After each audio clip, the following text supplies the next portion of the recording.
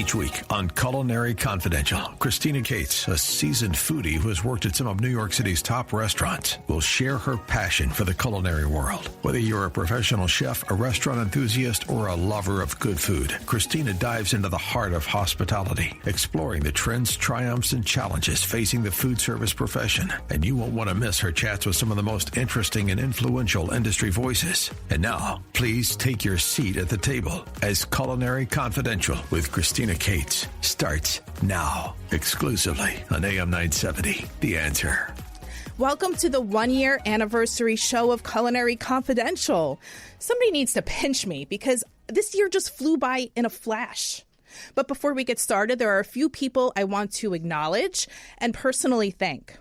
First off, I obviously have to thank Lucas A. Ferrara, who is not just the producer of this show, but he's also a very good friend of mine that I've known for about 15 years now.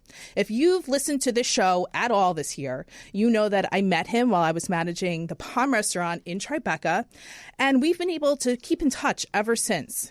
This show wouldn't have happened without his idea of doing it, his support, and quite frankly, his money. His production company, Shake It Off, bankrolls this show because he believes in it and he believes in me. He's way too generous to me, and I want him to know how much I appreciate him. This show has been so fun to do, and it just wouldn't have happened or continue to happen without him. So, Lucas Ferrara, I owe you big time. You've pushed me out of my comfort zone and made me try something new, like a radio show, something I never in a million years thought I would do. I'm going to get Lucas on the line and have us join the show in just a few minutes. But, I also need to thank my parents. And listen, there's a million reasons why I need to thank them in life because they are literally the best. But specifically as it relates to the show, I just wouldn't be able to do Culinary Confidential as a single mom if I didn't have the flexibility I have because of them. I know if I have to come to the city to record the show that they're there to help with the kids, pick them up from school, feed them dinner, all the life stuff. The list goes on. My parents love my boys more than they love me, I swear. So it gives me just ease knowing that when I'm here doing this, that the boys are with them and that they're genuinely happy. So thank you, Mom and Dad. Plus, they listen to the show faithfully every single Sunday night at 9 p.m.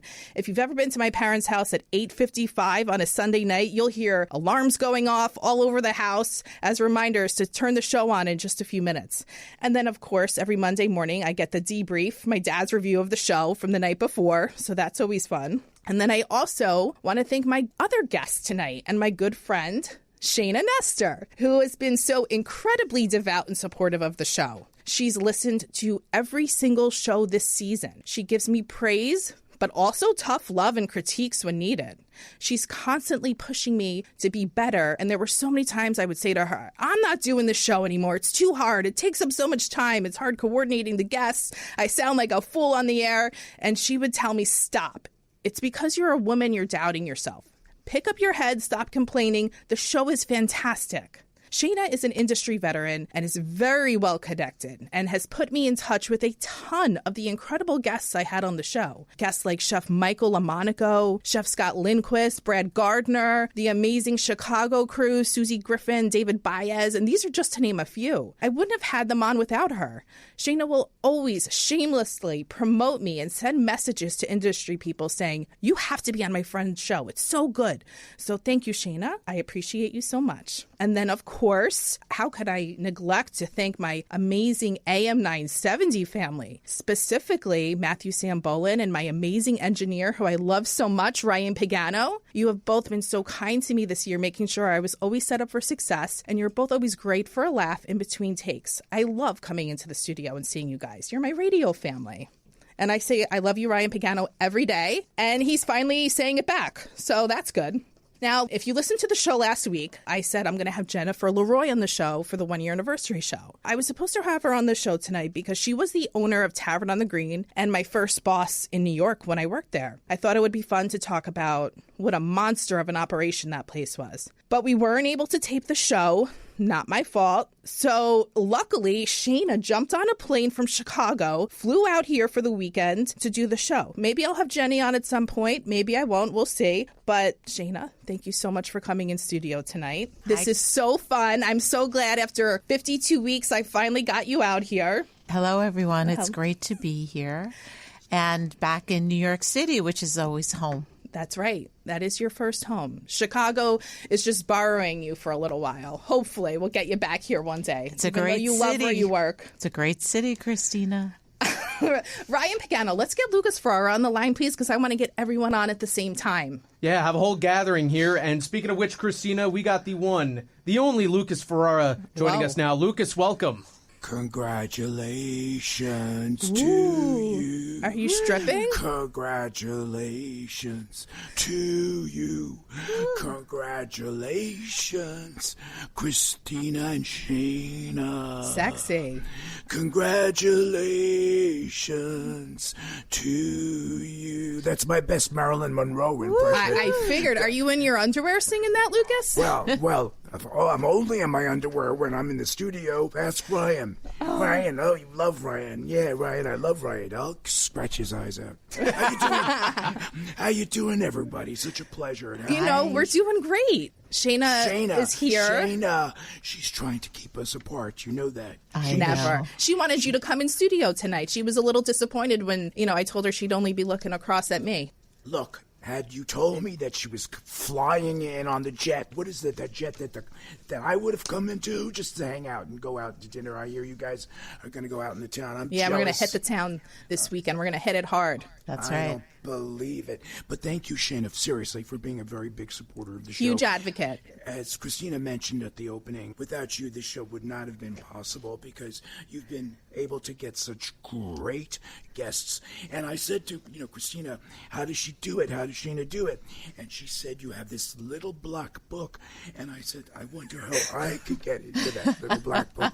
I want to know how I could get into that little black book. You know what I'm saying? It's the kiss of death, though, once you're in that black book. The truth is it's 30 years of working in the industry, which means I'm old. No, it just means you're God. seasoned.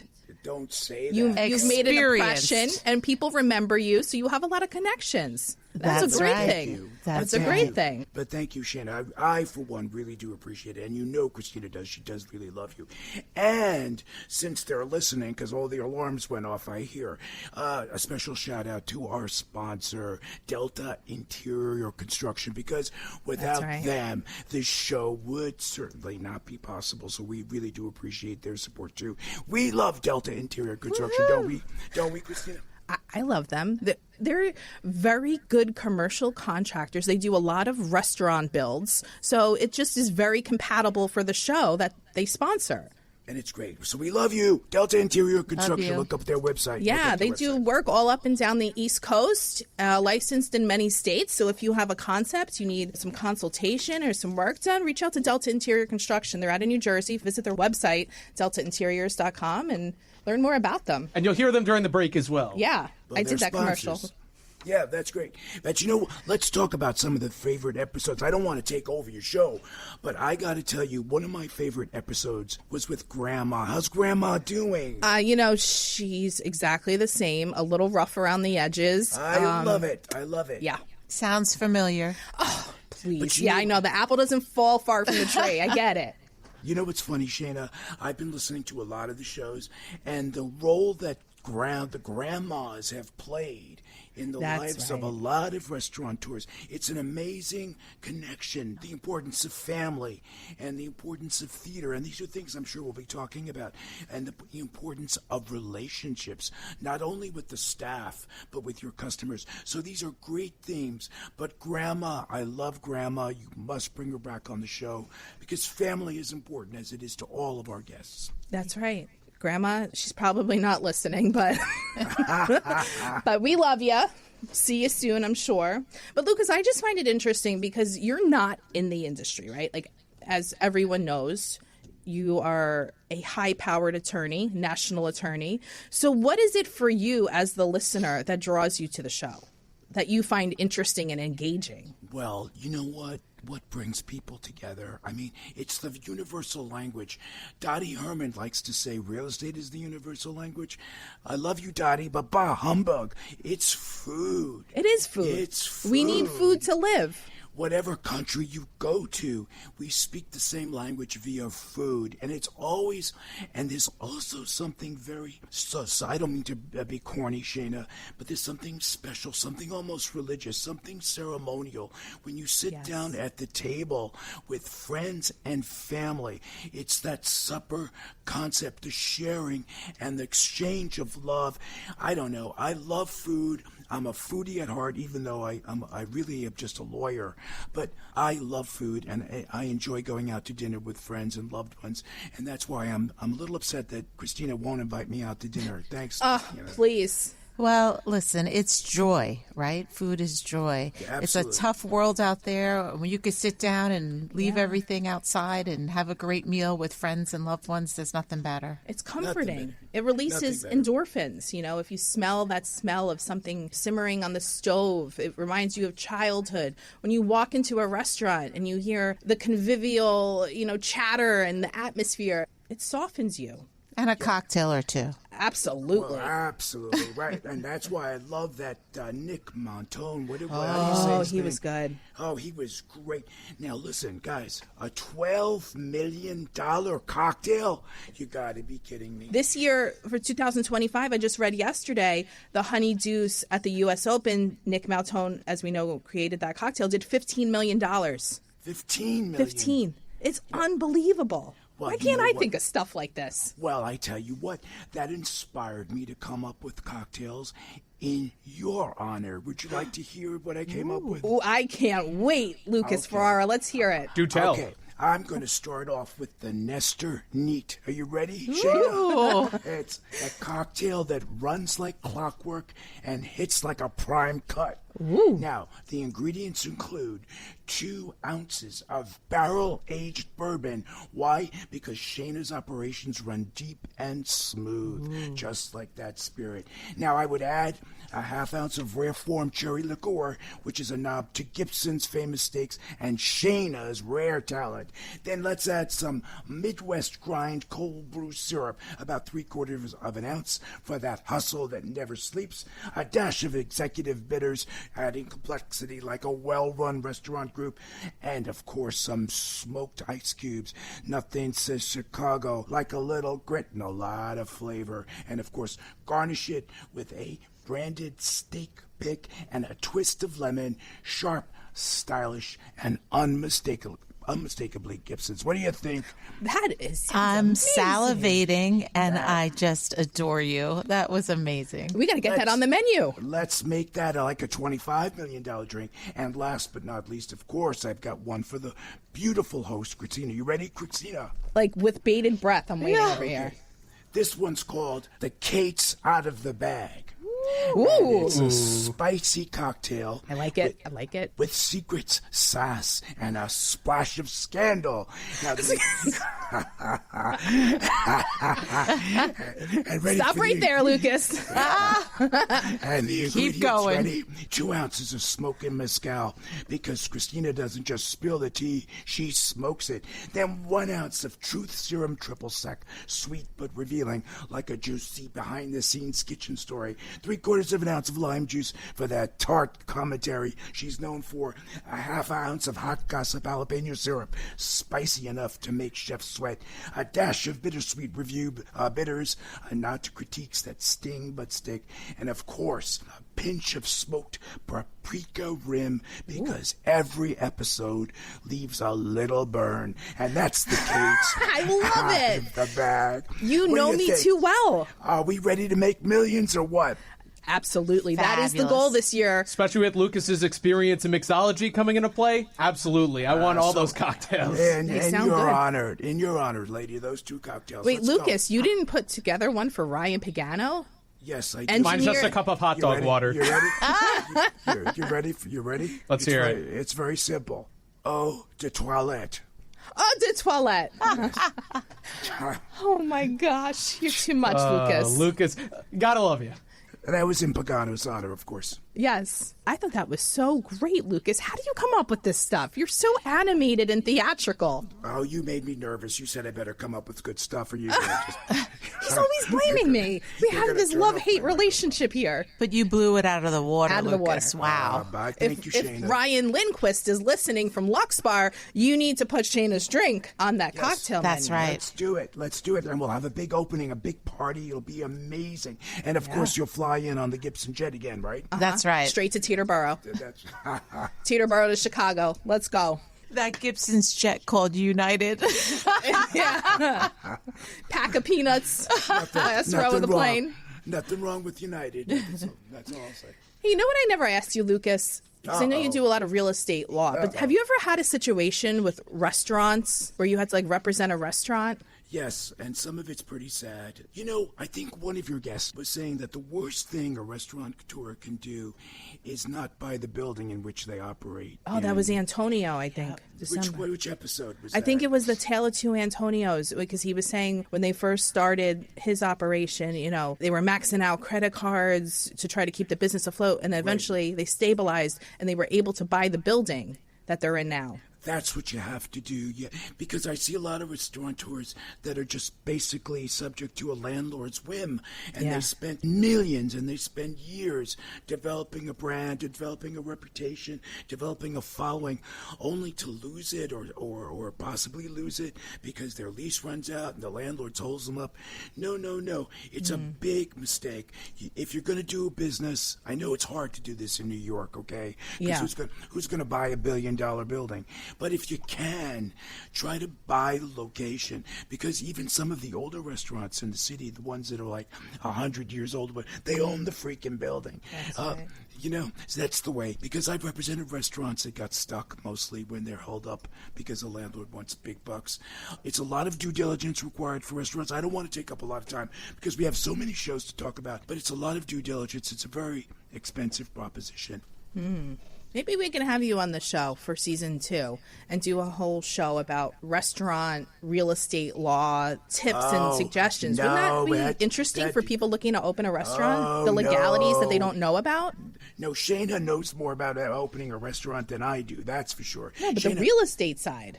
I know, but... How to get a good deal, what to look for in a lease. I wouldn't know the first thing about stuff like that.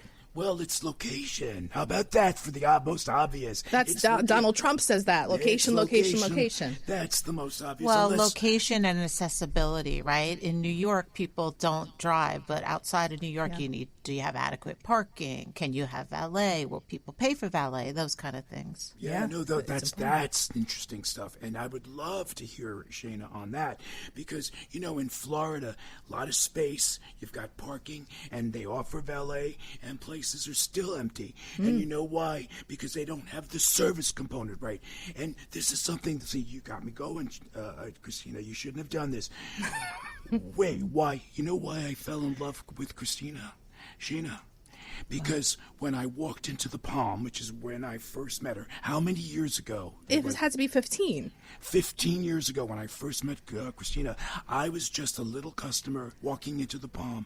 And, you know, even though she didn't know me from a hole in the wall, she made me feel like I was family. And that's not just unique to me. Christina made every customer feel like they were important. And Shaina, in my humble opinion, that pays back in spades. That's right. You have to hit on all cylinders. You can have a beautiful restaurant, but if you don't have the hospitality, good food, inviting atmosphere, you're not going to make it. Right. But it's so easy to do. Like, obviously, Lucas, you know, I was nice to you, hospitable to you before I got to know you. But then once I developed that relationship with you, there was trust between us. I knew you were going to come into the restaurant. You knew I was going to put on a show. It was reciprocal. And we had a good time. And when I saw that reservation, like 5:30, 6:30 every Tuesday night after you were teaching New York Law School, which you still do, I would get excited. I was like, oh, Lucas is coming in tonight. And when I didn't see that reservation in the morning, I'd text you and be like, is there a problem?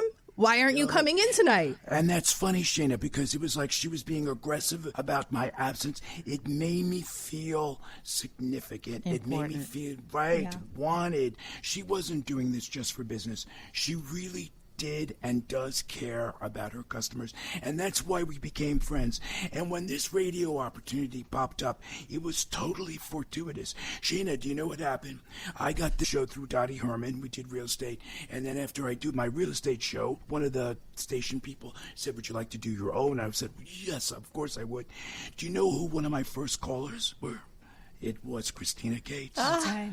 I love this. Yeah. She was she was the first caller on my show. I didn't ask her to do it. Christina, you are so amazing, and that's why I'm so proud to know you. It was funny, because when she called me, I didn't put the two to two together, and then afterwards she was so great on the radio. I loved her voice. I loved her energy, which of course your listeners and your fans, as Christina, they're accustomed to it by now. Some would say it's an acquired taste, but that's fine. That's your ex says that. Shade. Ryan Pagano got a chuckle. But look, I said, I love that voice. I love that energy. I think a radio show would be perfect. And Shaina, that's how the radio show happened. Just coincidental. She called my show, and I got the idea, let's do a food show, because I love food. We've come full circle, Shaina. What do you think? I love it. And people like Christina, who are really good in the hospitality field, they take pride being of service. And that's a rare breed. And that's the formula to success. And I think you can equate that to her show, because she takes the same pride in being what's best for her listeners and making an enjoyable show. So you did a good job, Lucas. She's done a great job. And thank you, Shaina, for being a great supporter. Thank you. Christina, enough about me. We'll come back in the second segment and we'll start diving into all the episodes, because we got 51 of them to cover, right? All right, so stay tuned. You're listening to Culinary Confidential, the 1-year anniversary show. More when we return.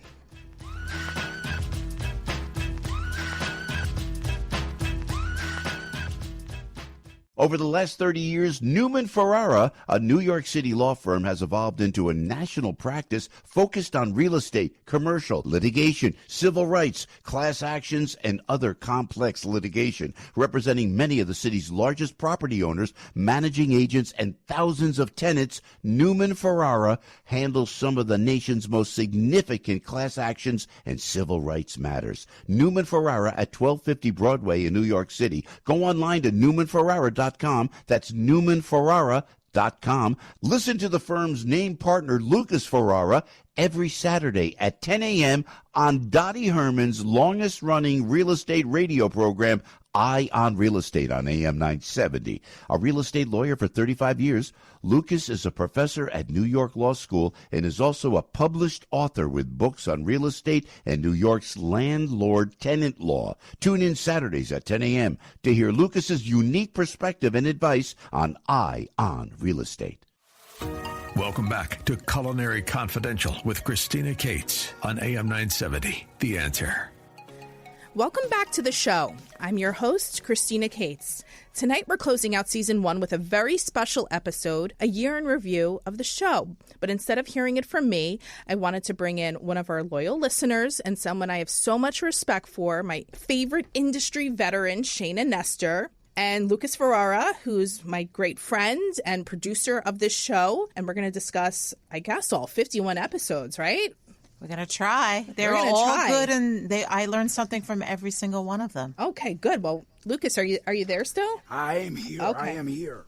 All right, so Shaina was actually on episode 2, right? Lucas, you were on episode 1. It was kind of an intro to me learning about the host, why I maybe should have a radio show about the industry, like giving my background, and that was very fun. Shaina on episode 2 was on with Nicole Dragon, the private chef, and I just wanted to highlight female empowerment in the industry, right? Shaina, you always had great stories. You have so much experience, so I felt that was important, and I'm actually going to do something similar for episode 2 of season 2. I'm going to have 2 strong females in the industry on. So I kind of liked that footprint to start the show off, right? Because female empowerment is so important in the restaurant industry. It's very tough for women, as it is in most industries. But you want to say anything about that? Yeah, and that Nicole Dragon, I think she's going to be the next Martha Stewart. Yeah, she was impressive in the way she ran her business and her maturity. Yeah. I was blown away with what's to come. I'm following her for sure. Yes. I love her. I mean, she has a background in marketing, so she's very good at marketing herself, and that is half the game with any business,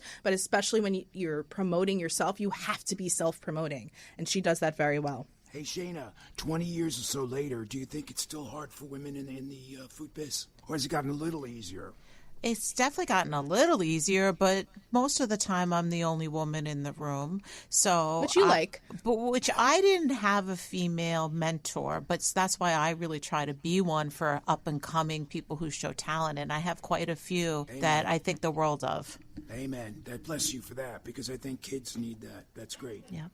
I mean, Shaina, you were my mentor. I didn't have really any other female to look up to, but when I came on the scene, the first thing I heard from many people was, "You're a little Shaina." And I was like, who the hell is this Shaina lady, right? I'll be kind because we're on the radio. But then I met you, and I was like, oh, I get it. Very similar personalities. But, I watched you work, go from job to job. You took me to places from where I was working. So that was great. Appreciate you so much.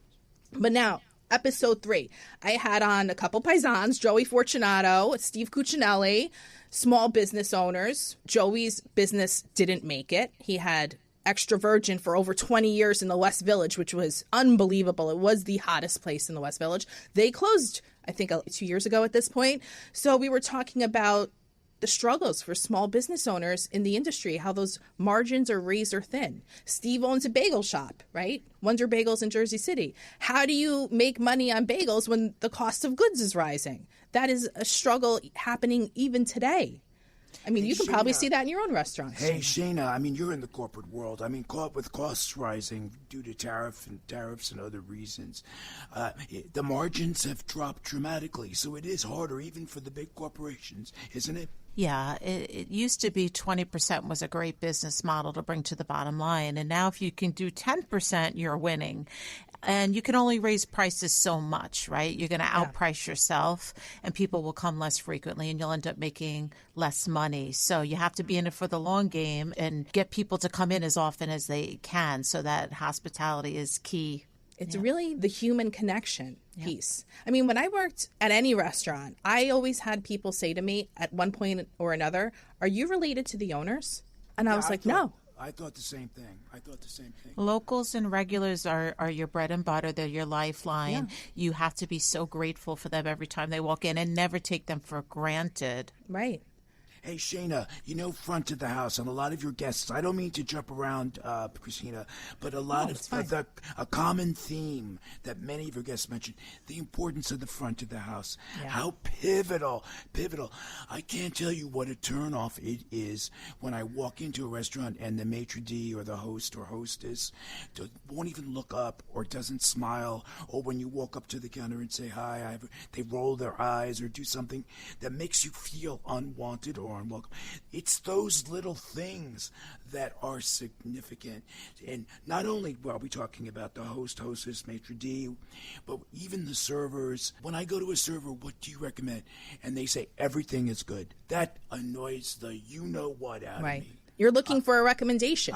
You've not been there. You want to know what are the heavy hitters on the menu that you have to try if you know you're only going to be there once. And I love the servers that say, I like. See, that establishes a connection. When they say, what's popular, I look up and I say, excuse me, I'm not sheep. I'm not a sheep.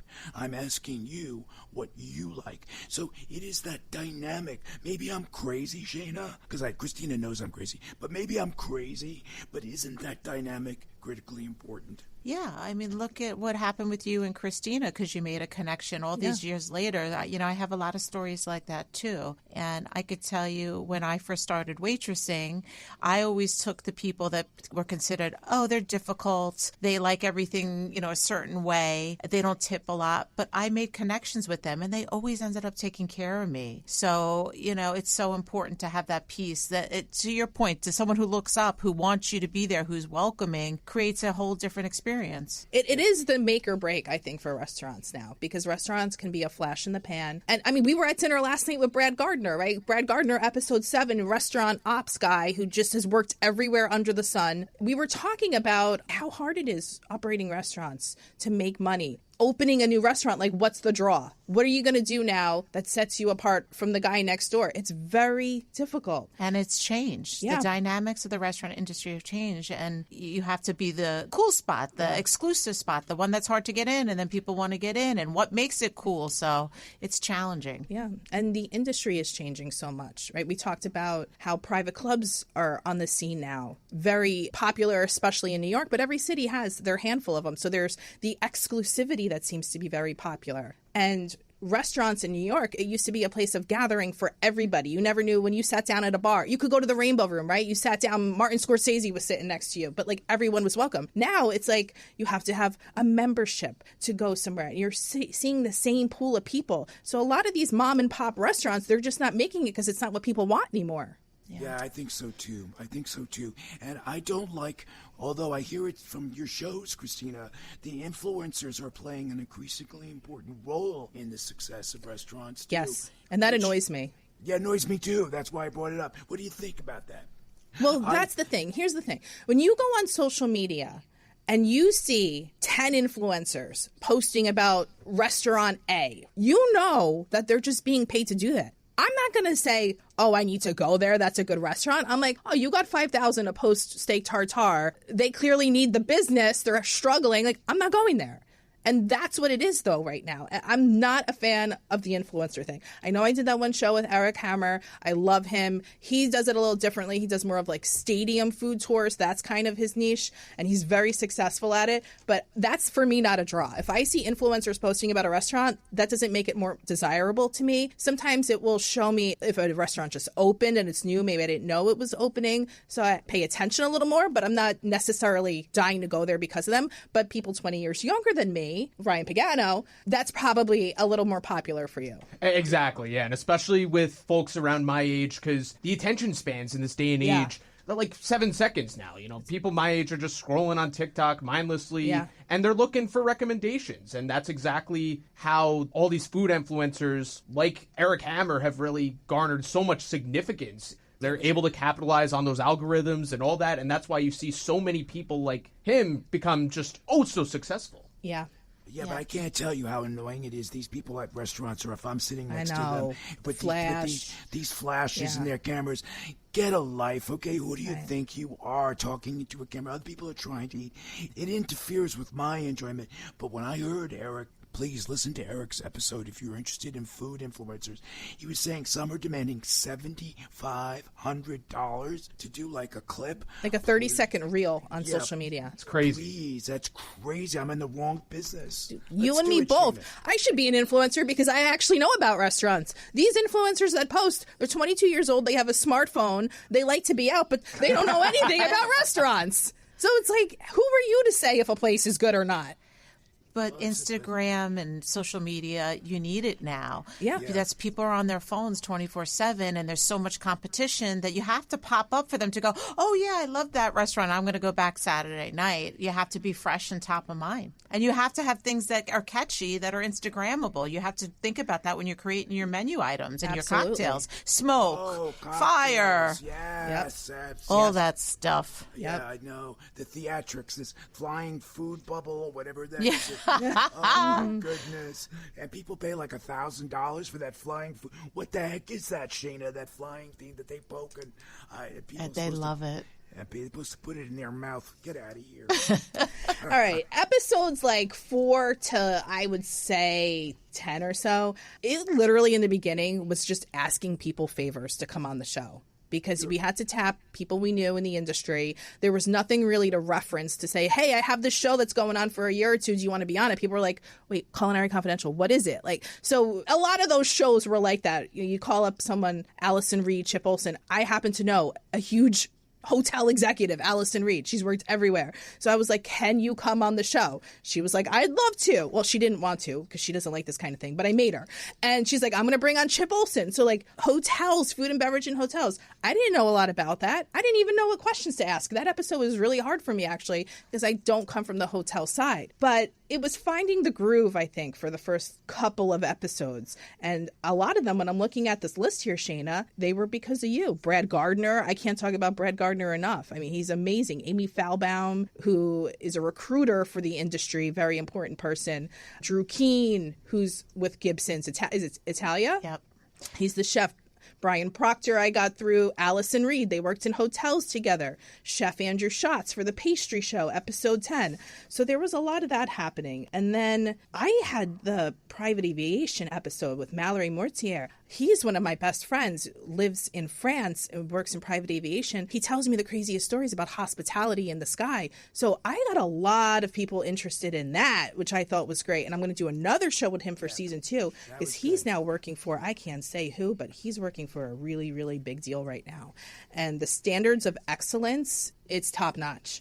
So that's something to look forward to. One of the things that I love about the show is there's a lot of variety. Yeah, and well balanced, I think. If balanced, I wanted to toot my own horn. and you never know. I mean, I've been in the industry forever, and I'm learning things each episode. That's great. Yeah, it's great. So I can imagine people who are in it, not in the industry. There's so much information Something there for everybody. Yeah, and you've had some real rock stars like that Allison Reed. Wow, she was so smart. I was blown away. You've had some amazing guests. I mean, she was the CFO for like Starwood, right? Like huge international hotel groups. Wow, that's powerhouse. Talk about female empowerment. Yep. All right. Last commercial break. Let's do it. Stay tuned. You're listening to Culinary Confidential with Christina Cates on AM 970 The Answer.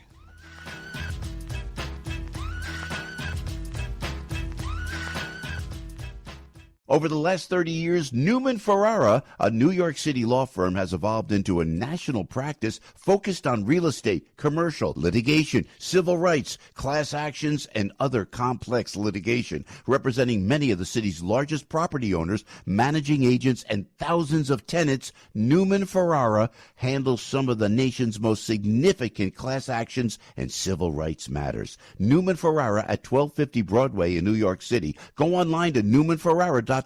That's newmanferrara.com. Listen to the firm's name partner, Lucas Ferrara, every Saturday at 10 a.m.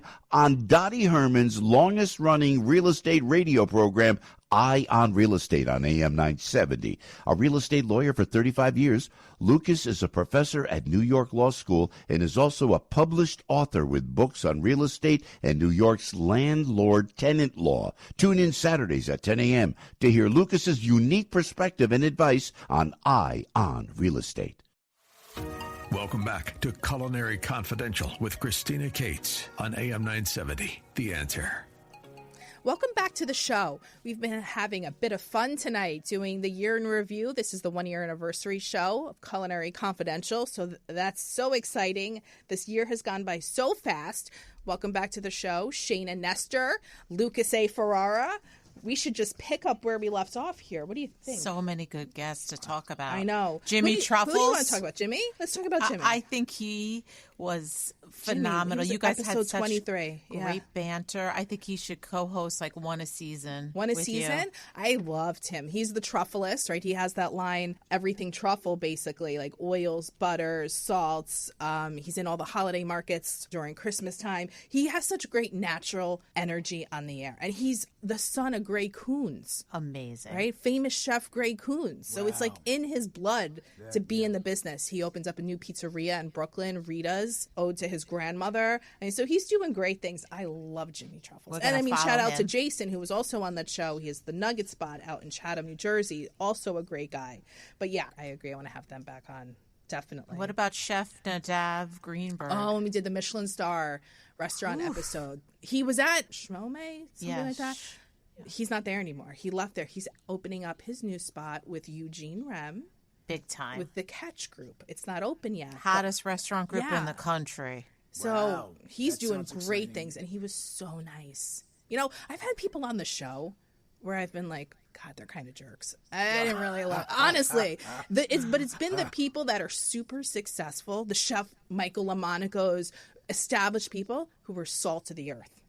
There's some of the people in the middle where I was like, dude, your ego is like too much. It's too much for the show. But Nadav was great. Let's talk about Chef Michael LaMonaco. I wouldn't have had him on the show without you, Shaina. So genuine. His passion for what he does just shines through. It's infectious. I could be around him 24/7. I adore him. I was so nervous to do that show. That's why he's so successful. Was it because it was my first time running your show, Christina? Actually, that is exactly right. Which, by the way, fun fact, that actually is my first episode of Culinary Confidential, if you could believe that. Yes. But like Chef LaMonaco, just such a down-to-earth guy. Yeah. And, I mean, you could tell that throughout the entire interview and even after the fact. Yep. You know, just being super appreciative of being on the same airwaves as you, Christina. I know. I was like, you're doing just me tells a favor. me everything you need to know about his character. And you really get that for a lot of these guests that you bring on. I actually remember that day quite well, and I was a little bit of a diva and had a little bit of a fit when I was like, you're doing this to me on Michael LaMonaco Day, right? Because Alex was engineering the show, and all of a sudden he couldn't engineer, and they were like, oh, we're going to give you Ryan Pagano. I'm like, I don't know who Ryan Pagano is. Yeah, you gave me the second-string quarterback here. Yeah, and look at you now. No, Pagano's just amazing. I bust his chops all the time, but he's actually a very, very good producer, very good engineer, and it's a pleasure and honor to have you on the show. Ryan, thank you so very much for all that you do for Culinary Confidential. By the way, before the show, Christina, I asked Ryan, what's your favorite show? He said the one about edible genitalia. What was he talking about? What's he? Ryan? Ryan. Was it the one with the boozy ice cream? No. Yes, that's the one. Good pivot. Oh, That's that's right. Yeah, with Austin and Rachel. Yeah, they were great. Yeah, my And first they real brought- welcome to the show. They brought stuff in studio, so that was fun. Oh, you like my that? Goodness. Oh, my But goodness. how about the show with Johnny Damon? Baseball legend Johnny Damon on the Culinary Show. That was crazy. I mean, sports fans. Oof. Well, he had the Major League drink Baseball. A Game. I was so nervous for that show too, obviously, because he's a legend. I don't know anything at all about baseball, and I wasn't sure. I'm like, how do I talk about a hydration beverage for a full hour? Like, am I allowed to ask about baseball stuff? Like, I didn't know. She was really nervous about the Johnny Damon interview. So she calls me up and she goes, oh, I don't know if I can do this. I said, the guy has 16 girls. He's a father of, like, I don't know how many. He's got a big family. 10, yeah, or something like that. I said, he loves women. It's going to be beautiful. It was great. Yeah, he was total pro. Like, you can tell he does like media things all the time. So he just knew how to answer questions and pivot and storytell. And he was such a nice person. Great guy. He was a great guy. Johnny Damon. What was the name of his drink again? A Game. A Game. Check it out. Well, Check it out. speaking of celebrities, Dr. Ian K. Smith, I was like, what? Yeah. You got him on your show? Yeah. How did you do that? Celebrity nutritionist. He was great. I mean, that was a good run. That was a good 10-week run of just some really great, interesting guests. I was like, Christina's legit. Yeah. No, he was so good, actually. I want to have him back on again. He should be like our resident doctor on the show. Yeah, expert. Love him. And you know, I have two other favorites. Chef Andrew Mullen. That guy is on page 6. He's in the paper almost every other day. Every day. What is the magic? The guy, first of all, he's a nice guy. He's a private chef to the 1%, for those of you that don't know him. He does mostly celebrities. He's out in the Hamptons. He's out in L.A. The guy is behind the scenes doing the dinners for the VIPs. It was great to have him on the show. He mentioned, by the way, that his grandmother was his biggest influence. See, my friends, there's a theme here. And he doesn't mind going to Shop and Stop, which made me laugh when I heard that he buys his goods. He doesn't have to go to the fancy schmancy places to make a delicious meal. So hats off to Chef Andrew Mullen. Great interview, I thought. Big talent. He was great. Some other ones I really liked. I just have to give a shout out to Michael Checky Gasolina because I'm going to Checky's again tonight because Checky's is my favorite restaurant in New York right now. I love people who love working in the industry, right? And he loves it. He's worked in it his whole life. He was someone who was in the theater, then pivoted to restaurants because those lifestyles are very compatible. I think he is so knowledgeable about the guest experience, hospitality, and he does it right. So I loved that episode. I loved his book. Your Table is Ready. So shout out to Michael Checky Gasolina.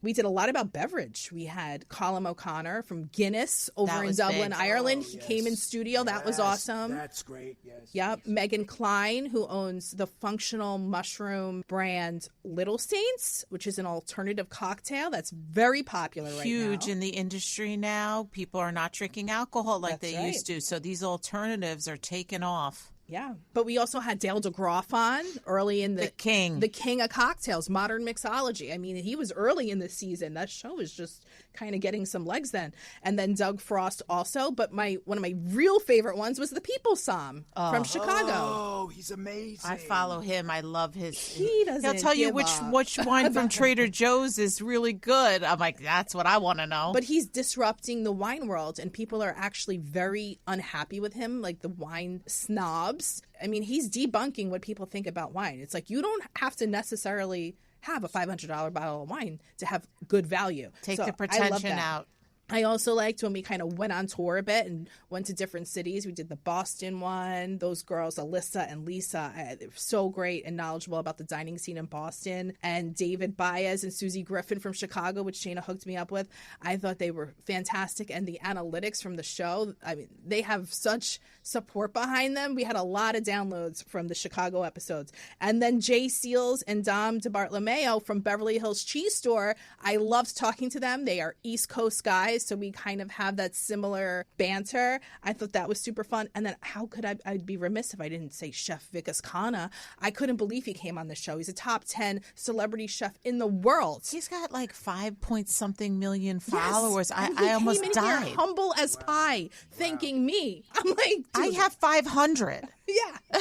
He is like Bono, right? Like he's one of those people that's like changing the world. His commitment to just philanthropy and things like that. I mean, he's a gem. Also, Sumner Farms, regenerative agriculture. I think a lot of the shows like that, for people that don't know about those other sectors of food and beverage, are very interesting for people.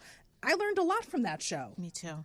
And what about Frankie Salenza? Don't forget him. Frankie Salenza, Tastemade fan favorite, Emmy award-winning chef. Emmy award-winning. Many Emmys, yeah. Yes, the guy's amazing. Lucas, you should have him on your show. You know, if someone I worked with in the past, Scott Lindquist, that Coyo Taco, that place has a line out the door. You can't believe how good those tacos are. He's taken off. He's opening up global. He's in Portugal. He's in other countries.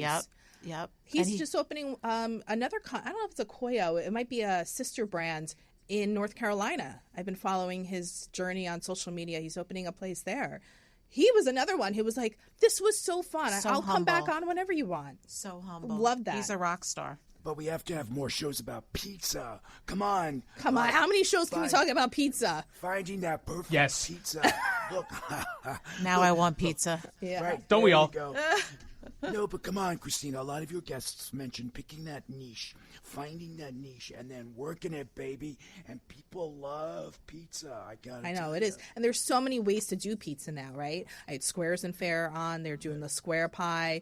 I saw Anopoli on. They do the traditional Neapolitan pizza here in New York. So, yeah, pizza it's going to be one of those things that we're always going to talk about because it's very popular. Season 2, we can hear about some more pizza. Yeah, we'll talk more pizza. Shaina, what kind of food do you like, by the way? Do you have a favorite food?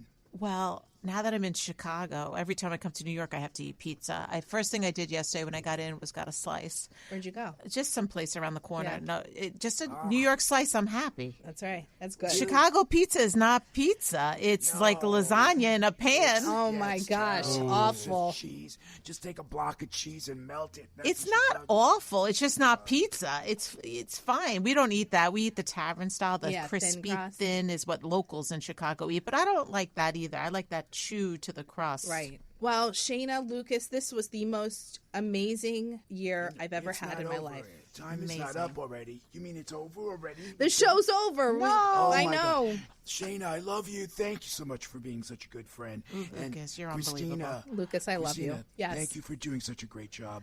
It's been I wanted to make you proud. We are proud. More than proud. You did. But even with Pagano, I think this is a great show. You both rock stars. We love each other. Oh, we certainly do. That's for sure. That's exactly why we've gotten through a year now, and here's to another year and counting of Culinary Confidential. Many more. Many more. Thank you, everyone. Amen. And God Thank you for bless. listening to Culinary Confidential with Christina Cates, Sunday nights at 9 p.m. on AM 970 The Answer. Tune in next week for the kickoff of Season 2. I am so excited for the show. I will be joined by the world's best bar for 2024, Handshake Speakeasy out of Mexico City. Rodrigo Uraca is one of the founding partners, and he's bringing on the show Javier Rodriguez, who's the head bartender. They're coming on together to talk about the global success they've had with their bar and how they're shaping a global cocktail culture. They have this collaboration going on with 1800 Tequila called Obsessed with Taste that they want to talk about. And what's funny is the 2025 award for World's Best Bar will be announced in Hong Kong on October 8th, which will just be 2 weeks later. And I really hope Handshake Speakeasy takes home this award again because they are deserving of this and they are just amazing people. And just a heads up, I'm adding another element to the show for next season by featuring an ingredient of the week for each episode. So I'll dive into the background of the ingredient, maybe where to find it or which dishes to use it in. But that is the show for tonight. Thank you for an amazing, incredibly fruitful, humbling year. I love you all. Have a good night. The preceding program is sponsored by Shake It Off Live, LLC.